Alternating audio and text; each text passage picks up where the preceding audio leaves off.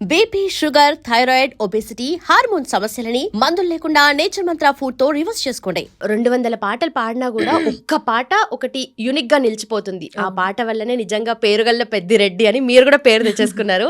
So ఎలా అనిపిస్తుంది? అంత చుట్టూ రెస్పాన్స్ గానీ ఇంట్లో వాళ్ళు గానీ ఎలా అనుకున్నారు? చాలా హ్యాపీగా ఉందండి. ఎందుకంటే పాట మనల్ని ప్రపంచానికి పరిచయం చేస్తుంది అంటే నేనేమో అనుకున్నాను, కానీ నిజంగానే నన్ను ప్రపంచానికి పరిచయం చేసింది. సో నిజంగా అసలు రెస్పాండ్ నేను ఇంకా మాటల్లో చెప్పలేకపోతున్నాను.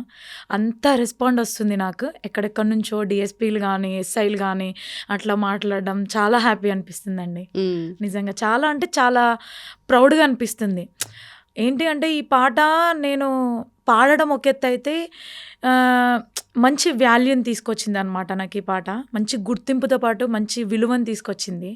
సో నాకు చాలా హ్యాపీగా ఉంది, మీనింగ్ఫుల్గా, హార్ట్ఫుల్గా చాలా. ఎందుకంటే అది అసలు వెలకట్టలేనిది. ఫాదర్ అండ్ డాటర్ రిలేషన్ అంటే అది ఇంకా మనం మాటల్లో చెప్పలేం కాబట్టి. So okay. సో పాటతో అయితే అందరికీ పరిచయం అవుతున్నారు. రోజు రోజుకి ఇంకా మంచి పేరు వస్తుంది. బట్ పాట మీకెప్పుడు పరిచయం అయింది? పాట నాకు చిన్నప్పుడే పరిచయం అయింది. చిన్న ఉన్నప్పటి నుంచే పాడేదాన్ని. బట్ కాకపోతే ఆ టైంలో మనకంటే యూట్యూబ్ అవన్నీ లేవు కదా. సో స్కూల్లో, కాలేజ్లో అట్లా పాడేదాన్ని. దాని తర్వాత ఆఫ్టర్ మ్యారేజ్ తర్వాత నేను అట్లా యూట్యూబ్లో వాడడం స్టార్ట్ చేసినాను. ఇంకా అయితే చిన్నప్పుడు పాటలు బాగా పాడేవాళ్ళు. అంటే కొంతమంది ఉంటారు క్లాస్లో ఏదైనా డాన్స్ చేయాలంటే వాళ్ళని పిలుస్తారు, పాట పాడాలంటే ఎక్కడున్నా పిలుచుకొచ్చి మరి సాంగ్స్లో కానీ ఇలాంటి అన్నిట్లో పెడుతూ ఉంటారు కదా. సో అలా ఉండేదా? అలా పాడేవాళ్ళు? లేదు, సింగింగ్ కాంపిటీషన్ వస్తే ఇంకా ఎవరు కూడా కొంతమంది పార్టిసిపేట్ చేయకపోయే వాళ్ళు అనమాట. ఎలాగో నీకే వస్తుందిలే ఇంకా మేము పాడి ఎందుకు అని చెప్పేసి. సో అట్లా కూడా అవన్నీ ఒక గుడ్ మెమరీస్ అనమాట. సో అట్లా కూడా ఉండే. బాగా ఎంకరేజ్ చేసేవాళ్ళు సార్ వాళ్ళు కూడా మంచిగా. స్కూల్లో కానీ కాలేజ్లో హ్యాపీ అనిపించేది. వాళ్ళు అనేవాళ్ళు అనమాట, ఎప్పటికున్నా గొప్ప సింగర్ అవుతావమ్మాను అని చెప్పేసి. సో ఇప్పుడు నేను అది ప్రూవ్ చేసుకున్నాను వాళ్ళ బ్లెస్సింగ్స్ వల్ల. బట్ అప్పుడు ఉండేదా? అంటే ఇట్లా ఆలోచన అయితే డెఫినెట్లీ ఆ చిన్నతనంలో ఉండేది కాదేమో కదా. అంటే నాకు నిజం చెప్పాలంటే అసలు సింగర్ అంటే స్కూల్లో చిన్న ఉన్నప్పుడు కదా. సో అసలు సింగర్ ఏంటి, సింగర్ అయితే ఇలా ఉంటుందా నాకు అంతా అసలు ఏం తెలీదు బేసిక్గా. వాళ్ళు అనేవాళ్ళు గొప్ప సింగర్ అంటే ఏవే పాటలే కదా, ఎక్కడైనా పాడేదేనేమో అనుకున్నా. ఒక గుర్తింపు వస్తుంది లైక్ ఇలా ఉంటుంది అనేది నాకు ఆ ఏజ్లో నాకు తెలియదు కదా. అంటే చిన్న 3rd, 4th క్లాస్ అట్లా ఉండేదన్నమాట. సో ఆ టైంలో సో వాళ్ళు అనేవాళ్ళు మంచి సింగర్ అవుతావమ్మా, నీకు మంచి గొప్ప సింగర్ అవుతావంటే నేను అంటే ఓకే వీళ్ళు ఏదో పొగుడుతున్నారు అనుకున్నాను, మంచిగా పాడుతున్నావు, కాంప్లిమెంట్ ఇస్తారు అనుకున్నాను. కానీ లైక్ ఇంకా వాళ్ళందరు బ్లెస్సింగ్స్ అనమాట. సో నేను వాళ్ళందరు బ్లెస్సింగ్స్, వాళ్ళందరు సపోర్టు ఇక్కడ కూర్చున్నా. బట్ నిజంగా ఎంత బాగా పాడుతున్నావు. వాళ్ళందరి మాటలు అవన్నీ అంటారు కదా ఇట్లా మేనిఫెస్ట్ చేస్తే అవుతుంది అని చెప్పేసి, బట్ తెలియకుండానే అయిపోయింది మీ లైఫ్లో అలా. ఓకే. వాళ్ళందరూ మళ్ళీ ఇప్పుడు కాల్ చేస్తారు, గ్రూప్లో ఉంటారు మా 10th క్లాస్ గ్రూప్లో. సార్ వాళ్ళు కూడా చాలా మేము చెప్పినాం కదా అన్నారా, చాలా హ్యాపీగా ఫీల్ అవుతారు. ఓకే. అండ్ స్పెషలీ ఇప్పుడు పాటలు పాడాలి అని అనుకున్నప్పుడు ట్రెడిషనల్ మ్యూజిక్ ఏదైతే మ్యూజిక్ ఉంటుందో అది నేర్చుకుంటారు చాలా మంది. మీరు అది నేర్చుకోకుండానే ఇంత బాగా పాడుతున్నారు అంటే దాని ఫోక్ సింగింగ్ అంటేనే అది కదా. అంటే మన పల్లె ప్రకృతి, ఆ మొత్తము మట్టి వాసన అవన్నీ కూడా పాటలో కనిపిస్తాయి. అంటే ఎలా వచ్చింది మీకు అది ఆ పట్టుకోవడం కానీ? అంటే ఊర్లలో మనం చూస్తుంటాము ఎప్పుడో ఒకప్పుడు పాటలని వింటాం, కానీ ఇప్పుడు ఎవరు పాడుకుంటే ఎవరు పనులు అయితే వేసలేరు కదా. బేసిక్గా ఏంటి అంటే మాకు ఈ ఫోక్ సాంగ్స్ అంటే ఎలా ఉంటుందంటే రైటర్స్ మాకు ముందే పంపిస్తారనమాట సాంగ్స్. సో దాన్ని మనం ప్రాక్టీస్ చేసుకుంటాం. ఆ ట్యూన్ ఏంటి, అసలు ఏంటి, లిరిక్స్ ఎలా ఉన్నాయి ఏంటి అనేది అన్నీ చూసుకొని 1-2 days బ్యాక్ ఇట్లా ప్రాక్టీస్ చేసుకొని వెళ్తామన్నమాట. సో మళ్ళీ రైటర్ కూడా ఉంటారు కాబట్టి అక్కడ దగ్గరుండి మాకు పాడిచ్చేస్తారు. ట్యూన్ తొందర 2 lines అట్లా పాడిచ్చేస్తే పాడిస్తాం. ఇంకా దాని పెద్ద హార్డ్ ఏమనిపించదు. అది క్లాసికల్ అంటే కొంచెం మనం సంగీతం నేర్చుకోవాలి కాబట్టి సో అది కొంచెం టఫ్గా ఉంటుంది మనకి. ఈ సాంగ్స్ అయితే ఈజీగానే వాడచ్చు. ఓకే. సింగర్ని తీసుకొచ్చి మాటలు కాదు ఫస్ట్ పాటలు పాడించాలని అంటారు. సో ఫస్ట్ అదే సాంగ్తో స్టార్ట్ చేద్దాం. దెన్ ఆఫ్టర్ మీకు పేరు తెచ్చిన చాలా సాంగ్స్ ఉన్నాయి. సో వాటిలో మీకు నచ్చిన పాటలు కూడా పాడదాం. సో ఫస్ట్ అయితే మాకు పేరుగల్ల పెద్దిరెడ్డి పాట కావాలి. నేను లేని ఇంటిలో ఓ నాయన కునుకే లేక కంటిలో, పండుకుండే గాఢ నిద్రలో మా నాయన బాయి గడ్డ మీది మట్టిలో, కడుపారగన్నోడు నా కడుపులో పుడితే పెట్టుకుంటే ఆయన పేరునే పేరుగల్లా మా నాయన పేరుగల్ల పెద్దిరెడ్డి బిడ్డనో ఓ రామసిలుక గావురాలే నన్ను చేసి పెంచనే ఓ రామసిలుక పేరుగల్ల పెద్దిరెడ్డి బిడ్డనో ఓ రామసిలుక గావురాలే నన్ను చేసి పెంచనే ఓ రామసిలుక. అబ్బా! స్టార్టింగ్‌లో ఎంత ఊపుతో ఉంటదో ఈ లిరిక్ వచ్చినప్పుడు ఆ బాధ కూడా వాయిస్‌లో క్యారీ చేస్తున్నారు కదా! అంటే స్పెషల్లీ దానికోసం సెపరేట్‌గా ఏడవాల్సిన అవసరం లేదు. ఆ వాయిసే అలా వచ్చేస్తుంది కదా మీకు. నిజంగా ఇదైతే చాలా టఫే అనుకోవాలి. ఎందుకంటే స్టార్టింగ్ నుంచి చాలా ఊపు ఉంటుంది సాంగ్ అనమాట. ఎవ్వరికీ తెలీదు ఎండింగ్ ఇలా ఉంటుందని ఎవ్వరికీ తెలీదు. అవును. అంటే అందరూ డాన్సే అనుకున్నారు.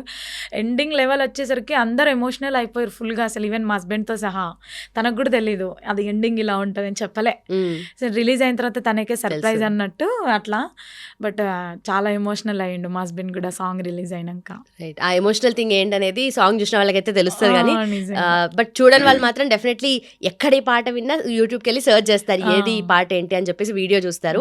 అండ్ ఇవన్నీ చూసినప్పుడు అంటే మీరు పాడేటప్పుడు ఈ లెవెల్లో మీరు ఎక్స్పెక్ట్ చేస్తుంటారు కదా, ఇంత అవుతుంది ఏ ఎక్స్పెక్టేషన్ లేకుండానే బాగా ఉండాలి, మనం మంచి ఏంటి పేరు రావాలని అంటే పాడతారు కదా.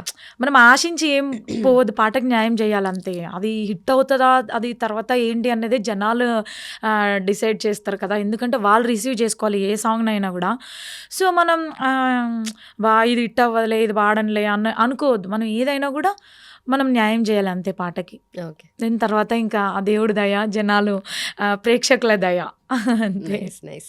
అయితే ఒక పాట మా వరకు వచ్చే వరకు బయట బ్యాక్గ్రౌండ్లో ఏమేమి జరుగుతుంది అనేది ఒక పాట మీ వరకు వచ్చిన అంటే పాడి వినిపిస్తారా, లేదంటే ఫీల్ మాత్రమే చెప్తారా, ఎలా ఉంటుంది ఇంత ప్రాసెస్ అంతా అసలు? మనకి డైరెక్ట్ కాల్ వస్తుందండి. అంటే లైక్ ఎవరైనా ఇప్పుడు నాతో పాడించుకోవాలి అనుకుంటే కాల్ చేస్తారు.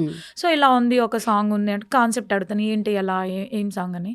సో వాళ్ళు చెప్తారు కదా, నేను లిరిక్ చూసుకుంటాను. ఎందుకంటే డబుల్ మీనింగ్ సాంగ్స్ లైక్ అట్లా ఏమన్నా పాడను అనమాట నేను. ఓకే, సో ఫస్ట్ నేను ట్యూన్ అండ్ లిరిక్ చూసుకుంటాను.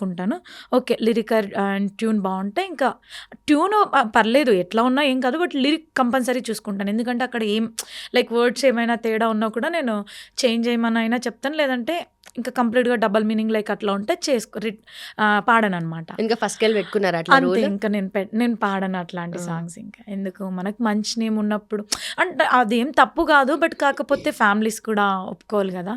సో అట్లా అనమాట. అట్లా నేను సెలెక్ట్ చేసుకుంటాను అనమాట. వాళ్ళు పంపిస్తారు మనకు సాంగ్ పక్కా. ఓకే, సో ఆ టైంలో నేను చూసుకొని ఓకే డన్ పాడిస్తా. ఓకే, అంతే. ఓకే, ఒక టైం చెప్తాము, వెళ్ళి పాడిస్తాం. ఓకే. సో మీ ప్రాసెస్ అయితే ఇలా ఉంటుంది. అండ్ పాట వెనక అంటే వాళ్ళు డైరెక్టర్ కానీ, లేదంటే ఆ కంపోజ్ చేసే కాన్సెప్ట్ చేసే వాళ్ళు కానీ, లేదంటే మ్యూజిక్ కంపోజ్ చేసే వాళ్ళు కానీ, లిరిక్స్ రాసేవాళ్ళు ఇంతమంది ఉంటుంది కదా. సో వాళ్ళ బ్యాక్గ్రౌండ్లో ఎలా జరుగుతుంది?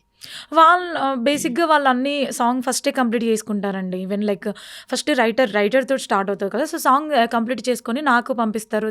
దెన్ తర్వాత అంటే ఒక సింగర్కి అండ్ మ్యూజిక్ డైరెక్టర్కి పంపిస్తారు. అన్నీ ఓకే అనుకుంటే మనం ఇంకా వెళ్ళి డైరెక్ట్ పాడేయాల్సి ఉంటుంది. సో అన్ని మ్యూజిక్ డైరెక్టర్ అక్కడే కంపోజ్ చేస్తాడు. మాకు ఫస్ట్ పిలిచి స్కేల్ చెక్ చేసుకొని లైక్ ఇంకా కంపోజ్ చేస్తారనమాట. రైటర్ అయితే ఫస్టే సాంగ్ రెడీ చేసి పెట్టుకుంటాడు. తను ఎక్కడ రాసుకుంటాడో ఏంటో నాకు తెలియదు, కానీ లైక్ కంప్లీట్ చేసుకొని కాల్ వస్తుంది అనమాట. అట్లా కంప్లీట్ కాన్సెప్ట్ అంతా మీకు ఎక్స్ప్లెయిన్ చేస్తారు. ఎట్లా ఉంటుందని చెప్తారు అంతే. Okay, okay. సో శంషాబాద్లో పుట్టారు, దాని తర్వాత మొత్తం అంతా అక్కడేనా స్కూలింగ్ అంతా కూడా? స్కూల్ కాలేజ్ అన్ని అక్కడే. సో తర్వాత హైదరాబాద్కి షిఫ్ట్ అయ్యారు పెళ్ళైన తర్వాత. ఓకే. సో జాబ్ అంతా కూడా మీరు హైదరాబాద్లోనే చేస్తారు. అంటే బిఫోర్ దిస్ మీరు డేటా ఎంట్రీ జాబ్ చేయడం కానీ, తర్వాత వేరే ప్లేసెస్లో వర్క్ చేశారు సేల్స్ గర్ల్ లాగా. సో ఆ జర్నీ మొత్తంలో కూడా మీకు ఈ సైడ్ వస్తాను అన్న ఏ మాత్రం కూడా ఐడియా లేదు, బట్ అంత సడన్గా అనుకోకుండా ఎలా వచ్చారు అసలు? అంటే పాడేదాన్ని సాంగ్స్ ఆఫ్టర్ మ్యారేజ్ తర్వాత మా హస్బెండ్ సపోర్ట్. సో తను అన్నాడు, మమతా నువ్వు పాడాలి, బాగుంది నీ వాయిస్, నీకు ఒక గుర్తింపు రావాలి అని చెప్పేసి. సో అట్లా ప్రయత్నం చేసినాం అనమాట. సో అట్లా ప్రయత్నం చేస్తుండగా నాకు పోచన్న అని అన్న ద్వారా నాకు అవకాశం వచ్చింది. ఇట్లా మా ఫ్రెండ్ వాళ్ళ అన్నయ్య అనమాట. తను అట్లా వీడియో పంపిస్తే బాగుంది వాయిస్, నా ఛానల్లో పాడించుకుంటానని చెప్పేసి నాకు ఫస్ట్ అవకాశం ఇచ్చిండు అనమాట. సో దాని ద్వారా తర్వాత ఇంకా కంటిన్యూగా అట్లా రియాలిటీ షోస్లో పార్టిసిపేట్ చేశాను, సారంగ దర్యా షో అని. ఇంకా ఆ షో తర్వాత నాకు ఇంకా చాలా అవకాశాలు వచ్చాయి అనమాట. సో నాకు ఆ షోలో నాకు తిరుపతి అన్న కానీ లైక్ నరసింహన్న వీళ్ళందరూ చాలామంది పరిచయం అయ్యారు. సో వాళ్ళ ద్వారా కూడా నాకు చాలా అవకాశాలు వచ్చాయి అనమాట. ఓకే, అట్లా. అయితే నార్మల్గా సినిమా పాటలు పాడే ఈ మొత్తం ఇండస్ట్రీ అంతా డిఫరెంట్. ఫోక్ సింగింగ్ అంటే ఇదంతా ఒక కంప్లీట్ డిఫరెంట్‌గా ఉంటుంది. అందరూ గూడా మీరన్నట్టుగా ఇప్పుడు ఇద్దరు, ముగ్గురు పేర్లు మెన్షన్ చేశారు. అన్న, అన్న ఇట్లనే మాట్లాడుకుంటుర్రు. అన్న, అవును. చెల్లె, అక్క అని చెప్పేసి. అంటే ఫ్యామిలీ లాగానే కలిసుంటారు అవును. కదా అందరూ. ఒక హ్మ్. సాంగ్ హిట్ అయిందనుకోండి, అప్పుడొస్తది పేరు, అందరూ మాట్లాడతారేమో. బట్ అంతకన్నా ముందు గూడా ఒక ఫ్యామిలీలా కలిసుంటారు అవును. కదా! చాలా హ్యాపీ అనిపిస్తది. నాకైతే నేను ఇప్పుడు చెప్పిన పేర్లే చెప్పిన వాళ్ళున్నారు కదా! చాలా సపోర్ట్ చేసేవాళ్ళనమాట. స్టార్టింగ్‌లో నాకు లైక్ నరసింహన్న అని చాలా అంటే చాలా తన సాంగ్స్ ఎక్కువ పాడేదాన్ననమాట నేను. సో, అట్లా ఇంకా ముందుకు వెళ్ళడం ఇంకా బాగా నాకు చాలా ఛాన్సెస్ వచ్చినాయనమాట. ఆయన పాటలు పాడినంక కూడా బాగా అవకాశాలొచ్చినాయి. సో, వాళ్ళందరికీ కూడా నేను థాంక్స్ చెప్పుకుంటాను. ఎందుకంటే నా వెనకాల ఉండి నన్ను ఎవరైతే సపోర్ట్ చేసిర్రో వాళ్ళందరికీ నేను స్పెషల్‌గా థాంక్స్ చెప్పుకుంటున్నాను. ఎందుకంటే మనం ఎప్పుడైనా కూడా మనకి చెయ్యిచ్చి హెల్ప్ చేసిన వాళ్ళని ఎప్పుడు మర్చిపోవద్దు కదా! సో, వాళ్ళందరూ ఇక్కడుంటారు. నాకు ఎవరెవరు సహాయం చేసిరనేది నాకు తెలుసు. వాళ్ళందరికీ పేరు పేరున నేను కృతజ్ఞతలు తెలియజేసుకుంటున్నాను. నిజం.